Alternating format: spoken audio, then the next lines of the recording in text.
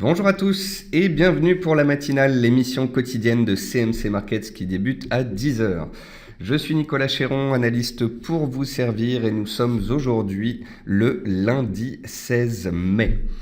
Certains marchés sont fermés ce jour pour jour férié, mais le CAC 40 cote, l'or, le pétrole décale.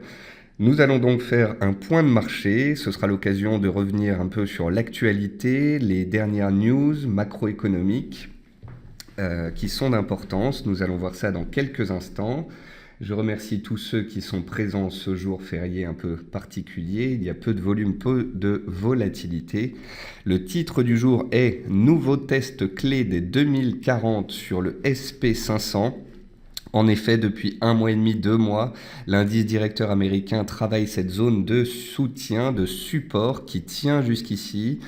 Tant que cette zone-là tiendra, eh bien, les indices américains restent haussiers à moyen terme. Si on venait à casser ce seuil, eh bien, les vendeurs prendraient potentiellement la main sur les indices boursiers américains et les indices européens qui sont déjà sous pression ces dernières semaines flancheraient sous les supports. A contrario, bien évidemment, tant que cela tiendra, eh bien, les acheteurs garderont la main.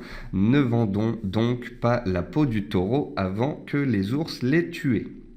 Bienvenue à tous pour cette matinale. C'est parti. Comme tous les matins, voici un avertissement sur les risques concernant le caractère purement informatif de cette présentation et les CFD. Je vous laisse en prendre note. Je vous invite comme d'habitude à utiliser les fonctions de chat et de questions-réponses en haut de votre écran. Je salue ceux qui viennent de nous rejoindre à l'instant, ainsi que tous ceux qui regardent la vidéo enregistrée sur YouTube. Comme tous les matins, nous allons voir ensemble les actualités marché, macro, actions. On regardera les dernières statistiques. On notera une figure graphique sur la plateforme de CMC Markets. On parlera indice, forex, matières premières et actions. Et bien évidemment, je répondrai à vos questions. Alors, en termes d'actualité, le CAC 40 glisse sous les 4300 points ce matin, alors que le DAX est fermé ce jour. Le REX est également fermé, donc peu de mouvements sur l'échange sont à attendre ce jour. Le S&P 500 a enchaîné 3 semaines de baisse consécutive, mais sans forte volatilité. Donc le SP500 avait pris 17% entre son plus bas du 11 février et les plus hauts du mois dernier, à 2110 points. Il se trouve non loin de ses plus hauts historiques. On a eu des publications de résultats qui étaient meilleurs qu'attendus en général. Pour l'instant, l'indice américain tient. Il est dans un range depuis 6-7 semaines et seule une sortie de ce range serait un signal fort. En attendant, pour le moment, cela tient sur ce support. Ce qui aide notamment le SP500 à tenir, ce sont les nouveaux plus hauts du pétrole. Le pétrole WTI inscrivait encore un nouveau plus haut annuel ce matin à 46,6 $. On notera que le WTI monte depuis 2 semaines alors que le dollar est fort et haussier. Les acheteurs sur le pétrole sont donc particulièrement forts s'ils arrivent à faire monter les cours malgré la hausse du dollar. Parallèlement à ça, j'ai lu ce matin que les producteurs de pétrole, les sociétés qui sont donc dans le pétrole et les parapétrolières se couvrent en cas de rechute des cours du pétrole. Les positions vendeuses, donc les couvertures des sociétés qui sont producteurs de pétrole, eh bien, ces sociétés sont à des niveaux de vente qui datent de 2011. Donc les producteurs de pétrole, toutes les sociétés du secteur ont vraiment pâti de la chute des cours de 100 $ à 30 $ et maintenant elles se protègent, elles ne sont pas confiantes dans une hausse continue du pétrole WTI. Donc d'un côté, on a le WTI qui monte fortement malgré le dollar haussier et d'un autre côté, on a les sociétés du secteur qui se couvrent au maximum car elles craignent une rechute des cours du WTI. Et puis, les mauvais chiffres chinois de samedi sont compensés par le soutien inconditionnel de la Banque populaire de Chine. On a eu plusieurs statistiques inférieures aux attentes samedi, on va en discuter dans la partie statistique. Néanmoins, quand les chiffres sont très mauvais, eh bien, cela veut dire que la Banque populaire de Chine pourrait être en soutien. Et donc, c'est un petit peu paradoxal, mais pires sont les chiffres chinois, eh bien, plus le soutien de la banque est fort, et donc, des fois, on a des chiffres chinois inférieurs aux attentes, mais on a tout de même un indice chinois qui clôture dans le vert, car si les chiffres sont mauvais, ça veut dire que la BPOC, la Banque populaire de Chine, va devoir continuer d'injecter et d'être en soutien. En termes d'actualité macroéconomique, on a constaté une chute de 38% des programmes d'achat des sociétés de leurs propres titres, donc c'est les programmes de buyback sur les 3-4 premiers mois de l'année 2016. Alors il faut savoir que les sociétés américaines rachètent leurs propres titres, ça s'appelle les programmes buyback, ça soutient énormément les indices américains et ça leur permet de léviter à proximité de leur plus haut annuel et historique. Jusqu'ici, les programmes buyback ont été très forts et ces derniers sont en train de chuter drastiquement. Si ces programmes de buyback chutent, c'est parce que les sociétés tendent à mettre de côté du cash en cas de ralentissement économique, en cas de ralentissement de l'activité. Donc, c'est un signe que jusqu'ici, les sociétés voulaient soutenir leurs titres pour que les actionnaires continuent d'être contents. Mais si les sociétés arrêtent de racheter leurs propres titres, eh bien, cela pourrait engendrer moins de hausse, voire de la baisse sur les indices boursiers et sur donc, les titres américains. Donc ça, ce sera à suivre dans les mois à venir. Deutsche Bank et Goldman Sachs abandonnent la parité comme objectif sur la paire euro-dollar. En effet, Deutsche Bank et Goldman Sachs étaient les deux banques les plus baissières en 2015, alors que l'euro-dollar était passé de 1,40 à 1,05. Eh bien, ces deux banques-là visaient sous la parité. Eh bien, à court terme, elles ont revu leurs objectifs un petit peu à la hausse. En effet, l'euro-dollar ne veut plus baisser. Il est passé de 1,05 à 1,15 ces derniers mois et il a plutôt tendance à rester à proximité de la borne haute de ce range 1,05-1,15 et ce malgré le programme de quantitative easing de la BCE. Donc il est légitime que les banques qui étaient jusqu'ici baissières revoient un petit peu leurs objectifs de cours. Le FMI pense que les prix de l'immobilier anglais pourraient s'effondrer en cas de Brexit alors que Londres perdrait sa place de capitale financière. De nombreuses institutions se sont portées sur le cas du Brexit et ont donné leur avis ces dernières semaines. On a l'OCDE, le FMI, la Banque d'Angleterre, on a aussi de nombreux officiels américains et européens qui ont expliqué qu'en cas de Brexit, on pourrait avoir chute de l'immobilier, ralentissement du marché du travail, baisse de l'investissement, voire une récession en Angleterre. Sinon, 42% des publications étaient supérieures aux attentes sur le CAC 40 au premier trimestre. Le consensus table sur 6% de croissance des bénéfices en 2016.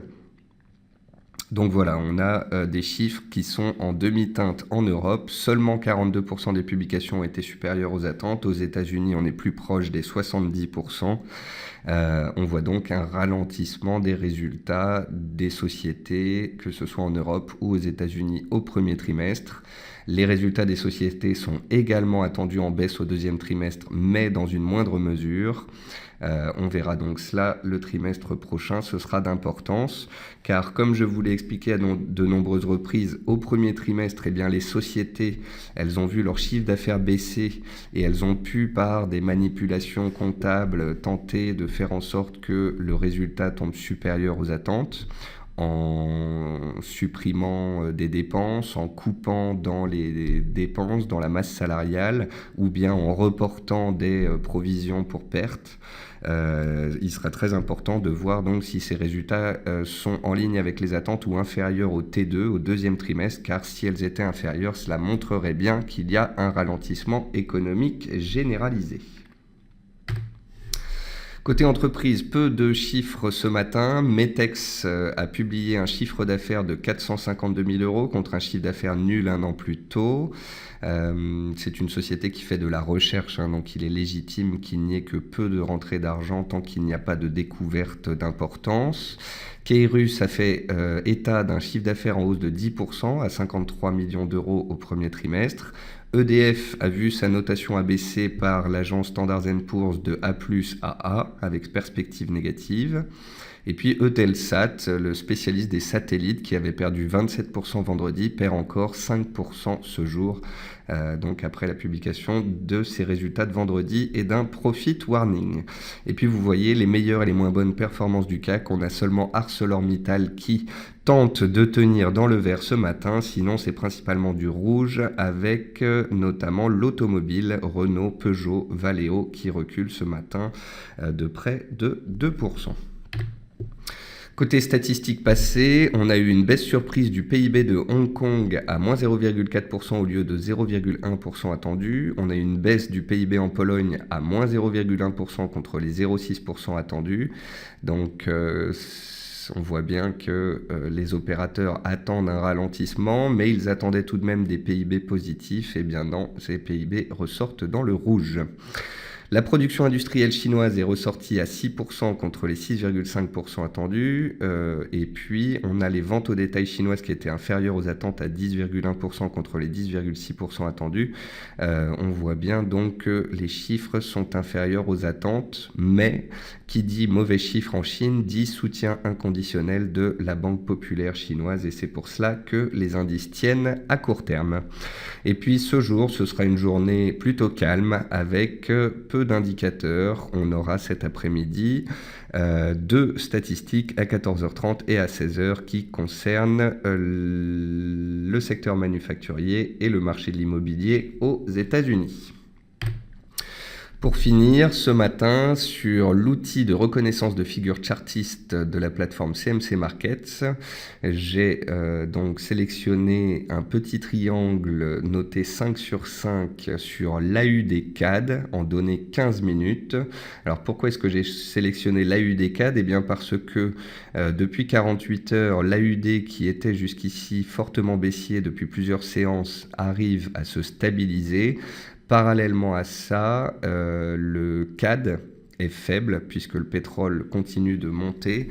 Donc l'AUD CAD profite de la stabilisation de l'AUD et des faiblesses du CAD pour s'apprécier. À court terme, les cours sont dans un triangle. On suivra donc la sortie de ce triangle. Si on en sort par le bas, on reporte la hausse du triangle à la baisse. Et si on en sort par le haut, l'AUD CAD pourrait retrouver ses plus hauts à 0,9440, voire de nouveaux plus hauts. On va passer sur la plateforme de CMC Markets et comme tous les matins, on va commencer par les indices boursiers. Je crois que vous connaissez par cœur ce graphique. Ce graphique, c'est celui du SP500. Cela fait maintenant près de 2 mois que les cours du SP500 sont dans un range, dans une zone de prix très petite, entre 2040 points et 2110 points. On a même passé les 3/4 du temps entre 2040 points et 2080 points. Donc on voit bien que les cours du SP500 depuis 6 semaines sont dans un range de 2-3%. Le marché est complètement attentiste. Donc voilà, la saison des résultats est terminée, les chiffres sont ressortis un petit peu supérieurs aux attentes, les statistiques américaines la semaine dernière, notamment de l'emploi, n'étaient pas bonnes, mais en fin de semaine, on a eu un bon indicateur de confiance des consommateurs et puis un bon indicateur, c'était les ventes au détail qui sont ressorties bien au-dessus des attentes. Donc malgré les chiffres chinois inférieurs, eh bien, on tient les 2038, les 2040 points, le support clé sur le SP500. On est tous d'accord sur le fait que graphiquement, dans les séances qui viennent, si on casse les 2040 points, on valide une potentielle ETE avec un objectif graphique vers 1970 points. Donc on aura une baisse de 3 à 4% supplémentaire par rapport au cours actuel. Si et seulement si les 2038-2040 points devaient casser en cours de clôture. Tant que l'on tiendra ce support, tant qu'on sera posé dessus, la tendance de moyen terme est haussière et les acheteurs peuvent reprendre la main à tout moment. Donc, soyons pragmatiques, le SP500 est sur support. Si et seulement si ce support casse, on parlera de risque baissier à court terme. On est en zone de soutien. On va passer à l'indice 440. L'indice 440, donc la semaine dernière, est resté dans un range. On voit bien que dans la zone des 4240-4250, les acheteurs sont présents. Dans la zone des 4360-4380, les vendeurs sont présents. Nous sommes donc dans un range, dans une zone de consolidation à plat. On voit bien que les vendeurs sont présents puisque les plus hauts sont de plus en plus bas. On voit bien que les acheteurs essayent de défendre la zone, comme vendredi, ça a été le cas. Encore ce matin, on tient bien au-dessus de cette zone de prix. Donc, si les US cassent les 2040 points et que le 440 venait à casser sa zone de soutien entre 4220 et 4250, on parlerait de reprise baissière, de risque baissier et de tendance baissière de moyen terme. A contrario, si de nouveau le SP500 devait tenir les 2040 points, on pourrait très bien avoir une remontée du 440 vers les 4400 points, vers la borne basse du biseau ascendant dans lequel les cours ont évolué pendant 3 mois. Le concept quand les cours sortent d'un biseau, c'est que souvent on a un pullback. Alors on a eu un pullback, un rebond des cours vers la borne basse du biseau la semaine dernière. On pourrait très bien en avoir un second. Si les supports tiennent, on pourrait très bien remonter, tester la borne basse du biseau ascendant avant éventuellement de repartir à la baisse. En bref, tout comme aux États-Unis, on est sur une zone de soutien et tant qu'elle sera défendue, on ne pourra pas parler de chute des cours. Et puis le DAX, lui, est fermé aujourd'hui, mais sur le DAX, c'est comme sur le 440 et sur le SP500. On a une oblique ici qui passe par tous les plus bas depuis 2 mois. Cette oblique, elle passe vers 9750 points. Donc si le DAX avait ouvert aujourd'hui et était en baisse comme le 440, eh bien, il travaillerait cette zone des 9800 points. Il serait donc lui aussi sur une zone de support. Tant que le DAX évoluera au-dessus de cette oblique de soutien, il sera dans une dynamique haussière qui dure depuis 3 mois et qui peut encore perdurer tant que les supports tiennent. Si on venait à casser les supports sur le CAC, sur le DAX, sur le SP500, alors là, on pourrait avoir des dégagements beaucoup plus importants sur les différentes bourses. Et puis, un indicateur qu'il est toujours intéressant de suivre, c'est le VIX, l'indicateur de volatilité. On peut constater qu'en fin de semaine dernière, le VIX s'était apprécié. Ce matin, il a ouvert en hausse et il a testé ses plus hauts de vendredi dernier. Tant qu'on est sous ces plus hauts-là, et je dirais même tant qu'on clôture sous la moyenne mobile à 20 séances, eh bien le VIX reste baissier dans une tendance baissière et pourrait repartir à la baisse, auquel cas les indices repartiraient à la hausse. Si on voit ce jour ou demain le VIX accélérer à la hausse, casser les 16,30 avec des indices qui mettraient en danger leur support, alors là il faudra se méfier car qui dit cassure de support et hausse de la volatilité dit risque baissier fort sur les marchés. Après les indices, on va passer rapidement aux actions françaises. On va faire un tour du palmarès.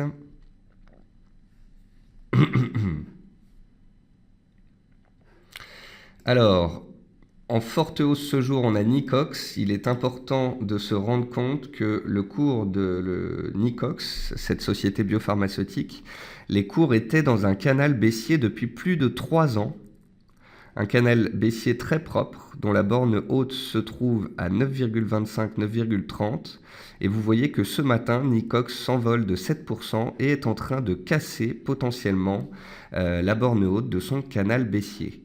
Nicox, si elle clôturait ici, serait donc en train de valider une sortie historique d'un canal baissier, ce qui potentiellement lui offrirait un potentiel haussier assez attractif. En effet, quand on sort d'un canal à la hausse, eh bien on reporte la hausse de ce canal. Donc ici 5 € et ça donne voilà, à peu près un objectif ici dans la zone des 14-15 euros, soit les plus hauts de fin 2013, début 2014. Donc l'objectif théorique est très élevé. C'est potentiellement un signal fort qu'est en train de donner le titre Nicox ici. Donc voilà, ça c'est à noter. Dans les fortes hausses du jour, on a aussi le titre Pierre et Vacances. Alors, le Pierre et Vacances à moyen terme, voilà ce que cela donne. Ça fait 3 ans et demi que le titre est haussier.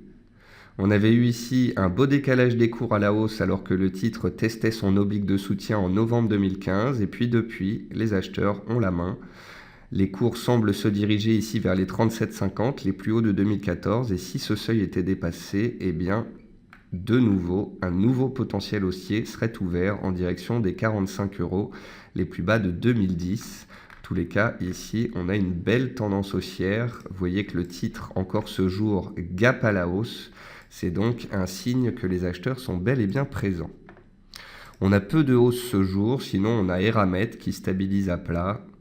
Voilà, le titre Eramet qui tente de tenir les 27,50 €. Alors, il y a certains titres comme ça qui graphiquement sont très propres. Vous pouvez voir que Eramet ne s'est pas arrêté n'importe où. Le titre, depuis une semaine, s'est arrêté sur les 27,37 € qui étaient les plus hauts du mois de mars. Donc vous voyez, on a une tendance haussière, on casse les plus hauts deviennent support, on monte, on redescend, on revient sur support. Dans les séances qui viennent, tant qu'on tient les 27,35, on peut repartir à la hausse. Si on casse ce seuil, alors on casserait la dynamique haussière et les vendeurs reprendraient potentiellement la main. Donc voilà pour les hausses du jour. Dans les baisses, on a Eutelsat qui perd 5% après avoir perdu 27% la semaine dernière suite à un profit warning.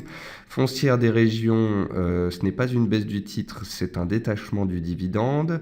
Sequana qui est baissière depuis maintenant près d'un an continue de chuter. Valeo et Renault sont sous pression ce matin. Valeo, elle est sous résistance à 140. Renault est en train de mettre en danger son support des 79,50. Vous pouvez voir que le titre Renault au mois de mars, au mois d'avril, au mois de mai tient les 79,50. S'il y a une réaction d'ici ce soir et qu'on remonte vers 79,50 ou 80 €, on aura tenu le support et on pourrait repartir à la hausse. Au contraire, si on valide la cassure de ce support en clôture ce soir, eh bien, plus de baisses pourraient avoir lieu sur le titre Renault. On retrouve aussi dans les baisses Peugeot. On retrouve aussi CGG qui reste sous pression. Attention néanmoins à CGG puisque le titre vient de revenir sur support ici à 0,58, 0,60 centimes. Donc un support ici est trouvé sur CGG. Alors ce qui est décevant sur CGG Veritas, c'est que depuis 10 jours, le pétrole continue de monter et paradoxalement, CGG continue de chuter. En effet, pour les parapétrolières, afin qu'elles se reprennent durablement, il faudrait un pétrole au-dessus de 50 $, voire de 60 $. C'est peut-être pour cela qu'à court terme, malgré la tenue, voire la hausse des pétroles, eh bien, les cours des sociétés parapétrolières sont restés sous pression. On vient de parler des indices et des actions. On va passer aux matières premières.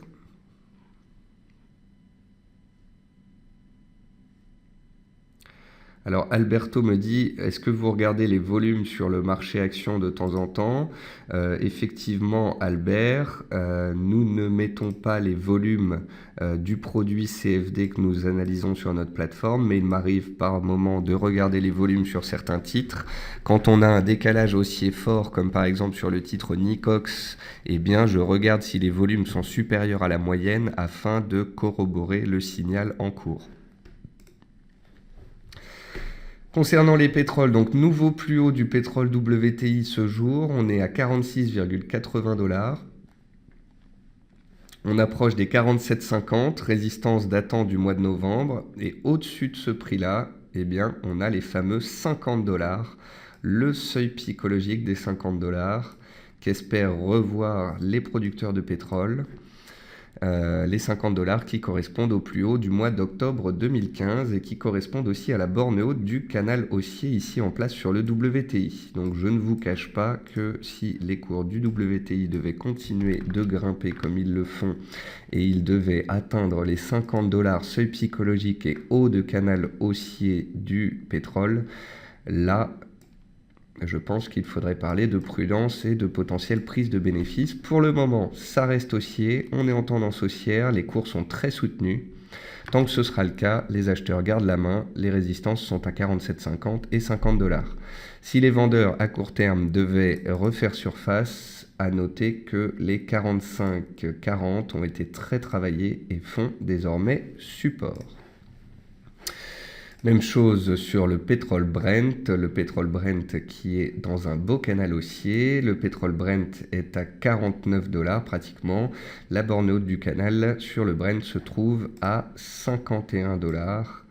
Donc on verra de nouveau si la borne haute du canal engendre un repli des cours comme elle l'avait fait à de nombreuses reprises dans la hausse. Donc on est bien d'accord que à long terme, un point bas pourrait avoir été inscrit sur le pétrole. À moyen terme, la tendance est haussière. À court terme, la tendance est haussière. Donc, les acheteurs ont la main. Et donc, pour le moment, tant que les supports tiennent, on vise les résistances suivantes. Si à un moment, on a un chandelier de retournement ou bien que l'on attend une résistance majeure, on verra à ce moment-là si les vendeurs sortent du bois. Une matière première intéressante à garder sous surveillance, c'est le blé. Le blé travaille la zone des 450-460 $ par boisseau. Le blé se trouve non loin d'un support pluriannuel. Vous voyez que le blé a travaillé cette zone des 425-430 $ à de nombreuses reprises dans les années 2000. Et que l'on est sur cette zone de prix. Alors, est-ce qu'on va aller chercher le support ou est-ce qu'au contraire, on tient au-dessus de ce support avant de relancer? C'est difficile à dire. En tous les cas, si les cours devaient baisser et aller chercher les 430 $ par boisseau, on arriverait sur un support de long terme et on surveillerait les réactions. Si dans les semaines qui viennent, la hausse devait prendre le pas, eh bien, ici, vers 505-510 $, on allait plus haut d'il y a 4 semaines. Si on devait dépasser cette zone de prix et ainsi casser l'oblique baissière en place sur le blé, alors une hausse potentiellement violente pourrait avoir lieu, comme ça a déjà été le cas dans le passé. Donc, le blé, gardons un œil dessus. Le gaz naturel, suite à la publication de ses stocks jeudi dernier, a consolidé. Les cours consolident toujours et la borne basse qui pourrait faire soutien se situe ici, sous les deux. Donc on est toujours dans une figure ouverte, une figure d'élargissement sur les cours du gaz. Le support se situe ici, sur les plus bas travaillés le mois dernier. Tant qu'on est au-dessus de ce support, la tendance est haussière, les acheteurs peuvent garder la main. Si on passait dessous, là, les risques baissiers referaient surface. L'or est bien soutenu puisque les indices sont sous pression. L'or continue d'être recherché. Donc sur l'or, je vous ai expliqué qu'en données hebdomadaires, on avait bel et bien un changement de paradigme depuis le début de l'année. On a une tendance haussière, des plus bas de plus en plus haut, des plus hauts de plus en plus haut. C'est très propre. Pour que les cours de l'or puissent durablement monter, potentiellement, il faudrait casser la zone des 1300 $, zone de résistance qui date de début 2015. Ça correspond aussi à la borne haute d'un canal baissier sur les cours de l'or. Pour le moment, en données journalières, on voit que les cours de l'or stabilisent avec une pente haussière, toujours dans le sens de la tendance haussière. Donc, tant qu'on fait des plus bas de plus en plus haut, tant qu'on tient les plus bas récents, on peut même tracer une oblique de soutien qui passe par tous les plus bas récents. Tant qu'on est au-dessus de cette oblique, cet haussier, les acheteurs ont la main et on pourrait aller challenger les 1300 $ rapidement. Si au contraire on casse cette oblique, on pourrait continuer de latéraliser. En tous les cas, les acheteurs, semble-t-il, ont la main pour le moment. Et puis le riz, pour finir, le riz dont je vous ai parlé à de nombreuses reprises, que l'on suit depuis un peu plus d'un mois, sur lequel je vous ai fait une analyse la semaine dernière. J'avais fait une première analyse sur le riz le 18 avril dernier lorsqu'on avait cassé le canal baissier ici en orange à moyen terme. On avait parlé d'un ralliement potentiel de la zone des 11,50. C'est le cas, on y est au cours actuel. La semaine dernière, je vous ai écrit une analyse pour vous dire que les cours consolidaient sous les 11,25 cents par livre. Cette zone de résistance a été dépassée jeudi, on est resté au-dessus vendredi et là, on est posé au-dessus au-dessus de cette zone de prix. Tant qu'on est au-dessus des 11,25, le support, la tendance est haussière, les acheteurs ont la main et on pourrait aller plus haut. Si et seulement si on repasse sous 11,25, alors on se posera la question. Alberto me dit quels sont les catalyseurs haussiers du gaz en dehors des périodes hivernales. Eh bien, il y en a peu, Albert. Il y a les stocks principalement, il y a la météo, et puis facteur qui soutient le pétrole pendant l'été, c'est la driving season aux États-Unis, mais étant donné qu'ils conduisent peu au gaz, ça m'étonnerait que cela ait un impact fort sur le gaz. Je pense que le gaz est particulièrement volatile en fin d'année et en début d'année. Et vous le dites très justement, dans les semaines et mois qui viennent, les catalyseurs vont manquer, donc le gaz pourrait être moins volatile. Et puis pour finir, on va parler des devises. Alors bonjour Anil qui nous dit je suis en retard, je suis un petit nouveau. Bah écoutez, content de vous retrouver. Aujourd'hui c'est un point succinct. On a des marchés peu volatiles, on a l'Eurex qui est fermé, peu de mouvements sur l'échange, on a le DAX qui est fermé, on a le CAC qui cote mais qui n'est pas très volatile. Donc on a fait comme tous les matins un point sur l'actualité, les statistiques à venir, les statistiques passées. Et puis on finit cette émission par un point sur le Forex. Alors sur le Forex, donc il y a une paire qui m'intéresse, c'est l'AUD-NZD. Je vous en ai parlé pas mal ces dernières semaines. L'AUD-NZD est dans un range à moyen terme entre 1,05 et 1,13. L'AUD-NZD évoluait dans un triangle à la fin 2015, on en était sorti début 2016 à la hausse, et là les cours sont en train de revenir travailler la borne du triangle dont il s'était échappé. Et on peut constater aussi qu'il y a une oblique de soutien qui passe par tous les plus bas de fin 2015, début 2016, dans cette fameuse zone des 1,06-1,07. Donc j'attends que les cours aillent dans cette zone de prix, et s'ils y réagissent favorablement, alors on pourra parler d'un hypothétique point bas sur un cluster de support, oblique principalement. Si on arrivait à réagir ici, alors on pourrait éventualiser une reprise haussière et une hausse en direction de la borne haute du range dans lequel nous sommes depuis plus d'un an. Concernant les autres paires, donc je vous disais ce matin, l'AUD reprend un petit peu de poil de la bête. C'est pour ça que l'AUD CAD pourrait être intéressant à la hausse à court terme.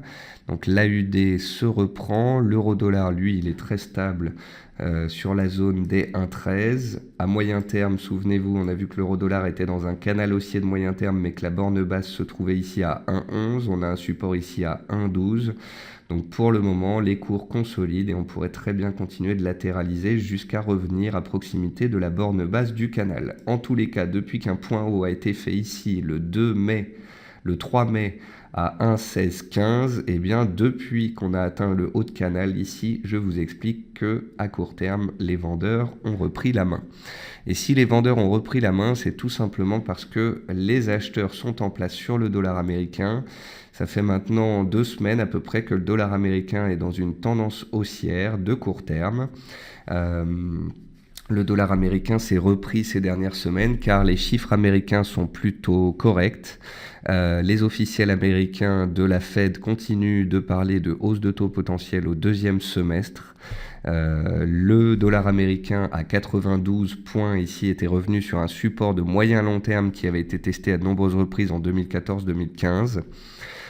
Donc c'est sur ce seuil que les hedge funds, que les investisseurs se sont placés, en tous les cas pour ceux qui ont une vue haussière sur la politique américaine de taux.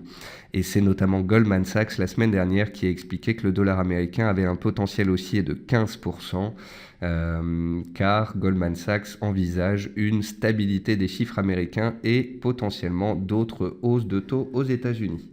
Donc c'est ça qui a entraîné une hausse du dollar à court terme. Et on va voir dans les semaines qui viennent, si on casse le support ici, la zone des 93-94, on pourrait repartir à la baisse. Si au contraire on tient cette zone de prix, on pourrait très bien aller challenger de nouveau des résistances à 95 voire 96,20. Soit les plus hauts de fin mars. Si le dollar devait continuer sa course à la hausse, eh bien les paires en dollars devraient continuer d'être sous pression. et les matières premières aussi dans une moindre mesure. À noter que l'or et le pétrole arrivent tout de même à s'apprécier ces dernières séances malgré un dollar haussier. Ça montre que les acheteurs d'or et les acheteurs de pétrole sont bel et bien présents et que les cours s'apprécient réellement, pas seulement grâce à un effet de change. Question de Albert sur l'USD Tree. J'ai un pattern sur l'USD Tree en journalier, une espèce de drapeau haussier, un mât allongé, une consolidation en cours avec un triangle assez net, avec un plat en résistance, possibilité de chercher niveau supérieur selon la longueur du mât. Regardez Albert, moi ce que j'avais avant sur l'USD Tree, j'avais un canal haussier ici. On était sorti par le bas du canal haussier, on était revenu lécher à 3 reprises la borne basse du canal haussier. C'était vraiment impressionnant de propreté. Ensuite l'USD Tree avait fait un beau double top ici avant de partir à la baisse. On peut voir que l'USD Tree reste dans un range de moyen terme, plutôt propre, entre 2,80 et 3,08. Et on peut voir effectivement, comme vous le dites, qu'à court terme, les cours sont très soutenus. On est dans une sorte de petit triangle haussier. On a des plus bas de plus en plus hauts et une belle résistance horizontale. Donc en théorie, si la borne haute casse, eh bien plus de hausse pourrait intervenir en direction du seuil psychologique des 3, les plus hauts de février, voire la borne haute du range ici vers 3,07, 3,08. Pour que l'USD Tree monte, il faut d'une part que le dollar soit neutre ou haussier, et il faut d'autre part que la situation en Turquie continue de ne pas être stable en fait. Soit les chiffres sont mauvais, soit ce sont des problèmes politiques. Il y a beaucoup de problèmes politiques et géopolitiques avec la Turquie. Plus c'est le cas et plus la monnaie turque, la lire, est sous pression et donc plus la paire est susceptible de monter. Donc pour le moment, la tendance long terme est haussière, à moyen terme c'est haussier, à court terme c'est haussier et vous l'avez bien vu, il faudra casser la résistance pour aller plus haut.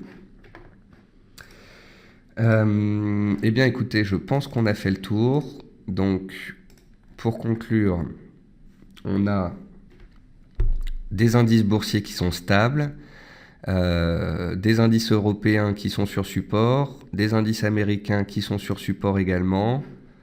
On est stable sur support et il faudra attendre des catalyseurs et le retour des investisseurs ce soir et demain surtout pour voir si ce support tient ou si l'on repart à la hausse une nouvelle fois. Tant que les supports tiennent, les actions sont soutenues et il peut y avoir des hausses sur les indices. Si on venait à casser les supports, là, potentiellement, on serait beaucoup plus neutre, voire baissier à court terme. N'oubliez pas qu'on est le 16 mai. Soyez déjà dans l'anticipation. Début juin, on va avoir la BCE. Ensuite, mi-juin, on va avoir la Banque du Japon et la Fed. Ensuite, le 23 juin, le référendum anglais. Ensuite, le 26 juin, les élections espagnoles. Le mois de juin, ça va vraiment être un mois potentiellement explosif, volatile. Je pense que les opérateurs, en fait, sont assez timides, attentistes en vue de ce fameux mois de juin. À vous dire vrai, je ne serais pas étonné de voir les indices boursiers comme le SP500 décaler à la baisse et casser le support pour pouvoir aller se faire peur en direction des 2000 points. Ça mettrait en fait la pression sur les banquiers centraux et ça les obligerait à garder un discours accommodant, voire à être en soutien. Donc, si on baisse dans les séances qui viennent, dans les 2-3 semaines qui viennent, ce n'est pas forcément que l'on va chuter et que le marché se retourne et qu'il y a de gros problèmes. C'est tout simplement que les opérateurs voudraient faire pression sur les banquiers centraux. Et quel meilleur moyen de faire pression sur ces derniers que de faire baisser les indices et d'avoir les médias qui parlent de risques baissiers. Donc voilà, je suis très factuel. Pour l'instant, on est sur support. C'est aussi à moyen terme, ça peut très bien repartir. Mais si dans les séances qui viennent, on vient à se faire peur et on casse les supports, ce sera très certainement pour faire pression sur les banquiers centraux en vue des rendez-vous du mois de juin. Voilà, sur ce, je vous invite à mettre à jour vos graphiques aujourd'hui, à profiter de cette séance peu volatile pour mettre à jour vos graphiques, pour lire l'actualité, pour écouter les émissions de la chaîne CMC Markets. Vous pouvez aller sur la chaîne YouTube CMC Markets. Dans la rubrique webinaire thématique, vous avez des émissions d'1 heure, 1 heure et demie qui ont été enregistrées sur plusieurs sujets, sur Ishimoku, sur les biotechnologies, sur les figures chartistes, sur le pétrole, sur les indicateurs avancés. Je vous invite donc aujourd'hui à être plutôt studieux, à travailler vos graphiques, à écouter des webinaires plutôt que de forcément beaucoup trader dans un marché très peu volatile. Voilà, sur ce, je vous souhaite à tous un très bon appétit, une très bonne journée. Salutations à la Suisse, Albert, content de vous avoir vu aujourd'hui. Salutations également à Neil qui nous rejoignait pour la première fois ce jour. Je vous retrouve, je l'espère, demain à 10h pour la matinale. Et si vous n'avez pas le temps ou la possibilité d'être disponible à 10h, vous pouvez bien évidemment regarder l'enregistrement qui est posté vers 11h30 tous les matins. Voilà, sur ce, je vous souhaite une bonne journée et je vous retrouve demain 10h pour la matinale.